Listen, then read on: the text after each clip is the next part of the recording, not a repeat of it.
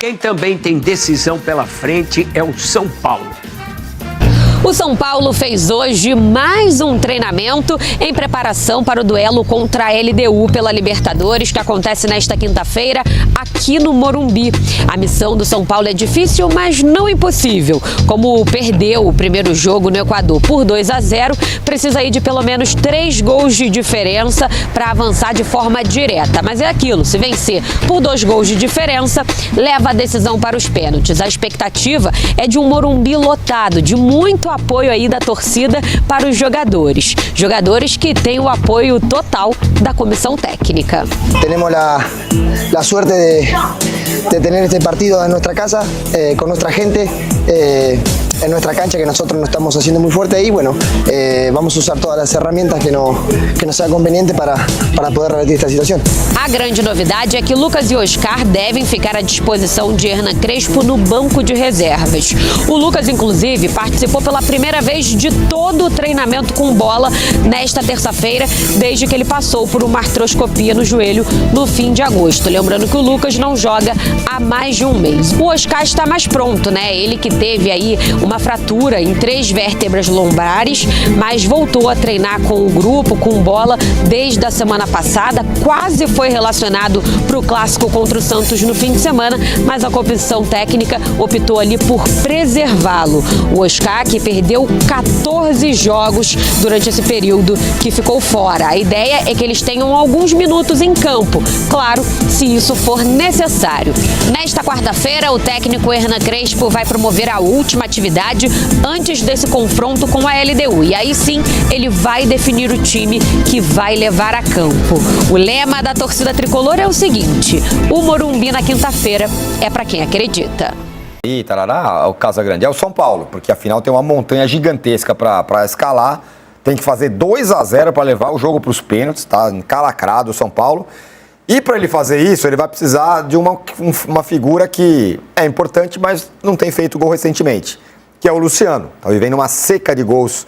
O Luciano vive em cômodo jejum, 11 jogos seguidos sem marcar pelo clube. Ele é o vice-artilheiro, né, da temporada com 11 gols, além de ser líder em assistências com 6. Só que o último gol dele foi marcado há 2 meses, na vitória sobre o Juventude. E a última assistência foi contra o Fluminense, também em julho. Ele é o terceiro jogador com mais jogos pelo São Paulo na temporada. E com a saída, né, do Caleri, André Silva por lesão, além de Lucas e Oscar, é sobre ele que está a responsabilidade para fazer gol. E não é só um só, né? Tem que fazer 2. Então, eu acho essa situação do São Paulo delicadíssima, tá? Eu acho muito complicado. O time da LDU é muito experiente, é catimbeiro, é um time que tem 2 gols na frente, não precisa sair que nem louco, não precisa ficar assustado, pode cozinhar o jogo, pode arriscar contra-ataque, se fizer um gol fica tudo mais complicado. Mas em relação ao Luciano, ok, ele está 11 jogos sem fazer gols, mas o Luciano costuma fazer gols importantes no São Paulo, ele é marcado por isso, né? O torcedor de São Paulo tem uma simpatia grande pelo Luciano, porque em momentos importantes, decisivos, ele aparece e faz o gol. E para um atacante, para ele, só vai ficar pesado esse número de 11 jogos sem fazer gols se ele não marcar hoje. Porque a partir do ponto que você marca gol importante, você pode ter ficado 3 meses sem marcar. Não importa. Se você vai lá e decide o jogo que precisa decidir, ninguém mais fala naqueles jogos que você ficou sem marcar. Então, para o atacante, eu sempre falei isso e vou repetir que para mim sempre foi mais importante o peso do gol do que o número de gols que o atacante faz. Nunca me preocupei se tinha que fazer 25, se eu ia lutar para ser artilheiro. Nunca me preocupei com isso. Eu sempre fui um cara que pensei em fazer gols de peso. E o Luciano faz gols de peso. E é isso que precisa hoje. Agora, para você reverter um resultado desse contra uma equipe como essa, que é difícil, você precisa pelo menos marcar um gol no primeiro tempo. Você tem que virar o jogo ganhando por 1-0. Quanto mais rápido possível, melhor. Porque se você vira o jogo ganhando de 1-0, você volta para o segundo tempo tranquilo, sem muito desespero. Agora, terminar o primeiro tempo 0-0, você tem que voltar para o segundo tempo, vai 45 minutos mais os acréscimos para fazer 2 gols, aí começa a dar ansiedade, você começa a resolver, a decidir, a fazer as escolhas com impulsividade na hora da jogada. Às vezes você chuta e tem que passar, passa e tem que chutar, porque você está ansioso e precisa definir logo a jogada. Então, para o São Paulo ter grandes chances, ou ter mais chances de pelo menos levar para os pênaltis, precisa fazer um gol no primeiro tempo. É isso. O Casão estava falando sobre gols importantes e tal, eu lembrei da história do Roger Federer, né? Um dos maiores gênios do tênis. Nossa. Que na carreira dele, ele fez pouco mais de 50% dos pontos que ele disputou. O que dá a medida que não são os pontos todos, só que os pontos importantes ele ganhou todos, né? O discurso é muito legal, todos. porque ele fala sobre como tem que ficar com a cabeça erguida mesmo na hora que você perde. Bem legal. Agora, Danilo, o que pode ter de novidade no São Paulo? No banco, talvez seja Lucas e Oscar. Mais Oscar, que está mais pronto, tem treinado com o time. E o Lucas? Fosse você, punha no banco, punha para jogar, punha só para disputar pênalti, punha só para ouvir a torcida Lucas no jogo? Eu não acho que os dois estejam no momento físico ideal para jogar uma partida dessa. Então, se você tiver um dos dois no banco, ou os dois, é para contar 10, 15 minutos finais ali, em busca de um segundo gol, para levar para os pênaltis e tal. Eu não acho que eles vão ter capacidade de mudar o que o São Paulo vai fazer em campo no Morumbi, justamente por estarem muito tempo afastado, tanto o Lucas quanto o Oscar. Claro que eu sei que tecnicamente eles são muito melhores do que todos os outros jogadores do São Paulo. Então eu acho que pode agregar mais em bola parada, no escanteio, numa alçada e tal. Não acho que o Lucas vai ter capacidade de dar um arranque decisivo no jogo, sabe? Ainda mais se for no finalzinho do segundo tempo, a LDU toda fechada, tentando defender a vantagem que já tem. Fato é que mesmo sem Lucas e Oscar, o São Paulo criou no Equador para ter um resultado bem melhor do que esses 2-0. Na verdade, o São Paulo poderia ter vencido a partida.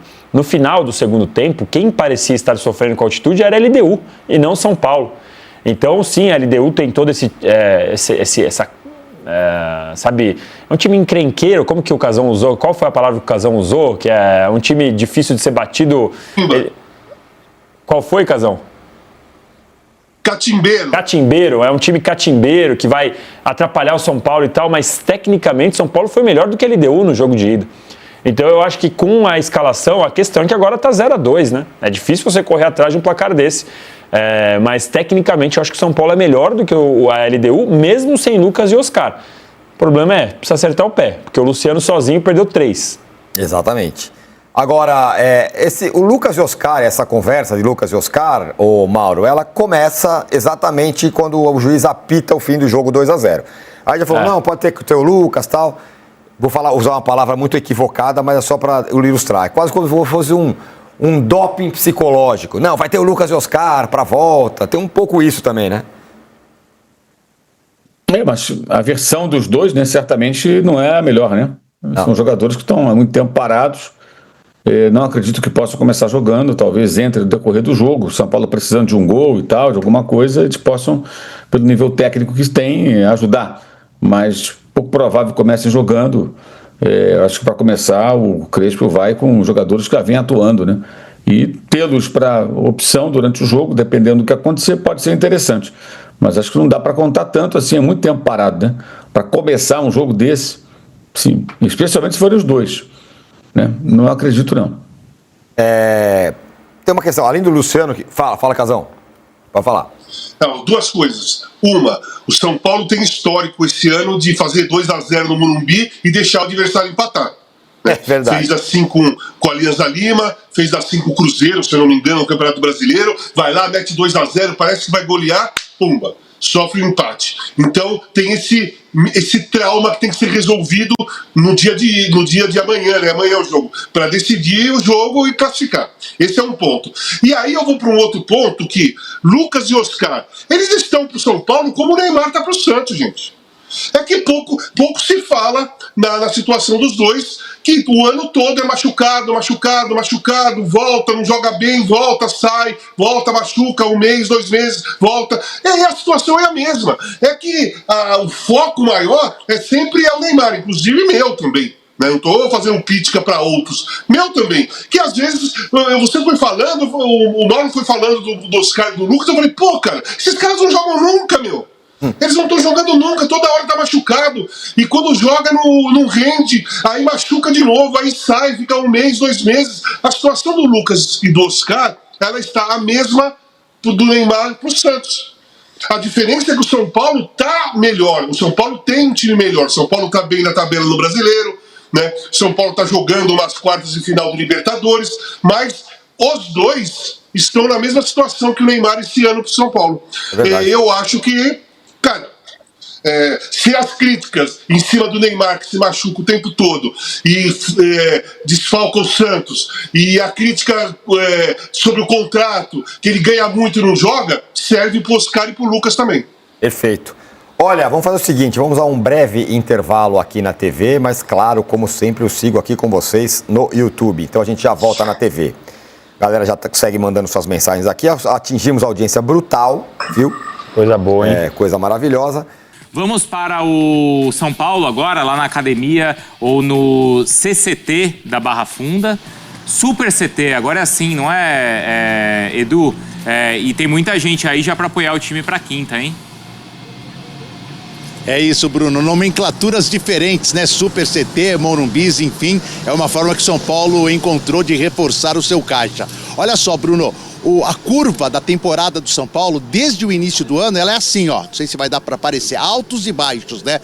Por exemplo, até outro dia eram 8 partidas sem derrota no Brasileirão, com 6 vitórias e 2 empates. E o time pulou lá da zona de rebaixamento, ou da proximidade da zona de rebaixamento, para brigar pelo G6. Agora, nas últimas 4 partidas, contando Brasileiro e Libertadores, são 3 derrotas, 1-0 para o Cruzeiro, 1-0 para o Santos e 2-0 para a LDU e só uma vitória contra o Botafogo por 1-0. Resultado, mais uma vez o São Paulo está oscilando dentro da temporada. Precisa estar quinta-feira aqui em cima e vencer por 2 gols de diferença no mínimo a LDU no Morumbis. Já te adianto que são quase 60 mil ingressos vendidos e há uma expectativa de 64 a 65 mil pessoas, pode ser o recorde de público da temporada do São Paulo em seu estádio.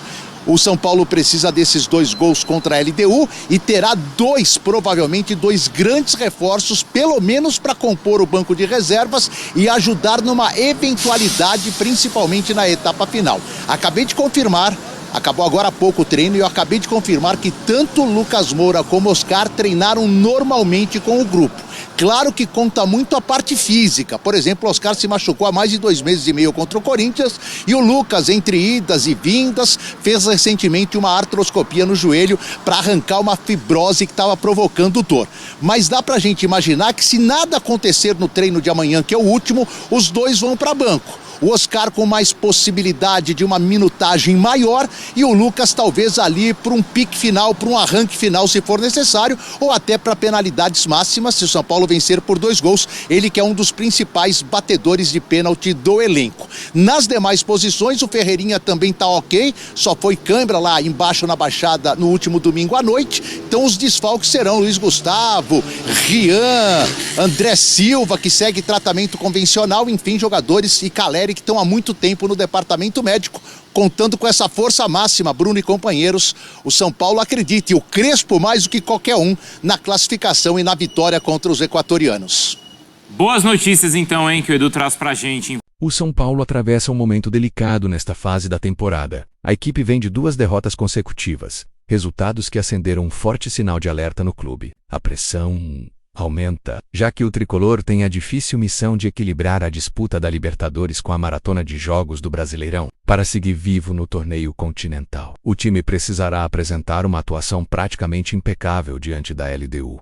Ao mesmo tempo, não pode se descuidar da competição nacional, onde a diferença para a temida zona de rebaixamento é de apenas 7 pontos, uma distância que, embora ainda ofereça certa margem, não permite vacilos na última partida. Diante do Santos, derrota por 1-0 na Vila Belmiro. O técnico Hernan Crespo decidiu poupar alguns titulares, preservando forças para o duelo decisivo da Libertadores. Mesmo com o revés, o confronto trouxe um ponto bastante positivo. A surpreendente atuação do jovem goleiro Ian, O arqueiro não apenas chamou a atenção da torcida, como também passou a ser tema de debate dentro do clube, com muitos se perguntando se ele já está pronto para assumir mais responsabilidades na equipe principal. De acordo com informações do jornalista Alexander Vieira, publicadas nesta terça-feira 23, a diretoria tricolor e os principais dirigentes do clube acompanharam com atenção o desempenho do goleiro e ficaram bastante satisfeitos. A análise interna foi tão positiva que até mesmo o presidente, Júlio Casares, pode rever a estratégia de mercado planejada para 2026. Ian foi aprovado internamente contra o Santos. Vários membros da alta cúpula do São Paulo ficaram satisfeitos com seu rendimento e esperançosos de que ele pode dar frutos ao clube, revelou o comunicador.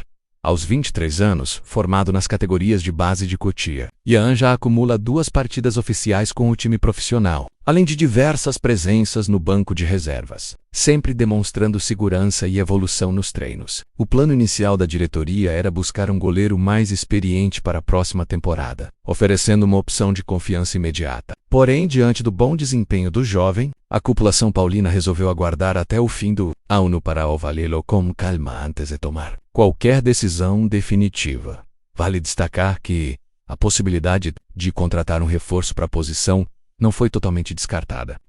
A performance do garoto colocou uma verdadeira pulga atrás da orelha tanto da comissão técnica quanto dos dirigentes. Mais uma vez, Cotia mostra sua força e reforça a importância da base, que segue revelando talentos capazes de sustentar o futuro do clube. Para a torcida, fica a esperança de ver mais uma joia consolidada no time principal, honrando a tradição tricolor. Agora o debate está aberto. Será que Ian merece a confiança para se tornar o futuro dono da camisa 1 do São Paulo? Ou seria cedo demais para dar a ele tamanha responsabilidade? A decisão cabe à diretoria, mas a voz do torcedor tem peso nesse processo. E aí, tricolor, o que você acha? Deve Júlio Casares apostar na base e adiar a busca por um goleiro experiente? Ou o São Paulo ainda precisa de um nome consolidado para a posição? Comente sua opinião. Menos a paixão da arquibancada é parte fundamental da construção do nosso tricolor.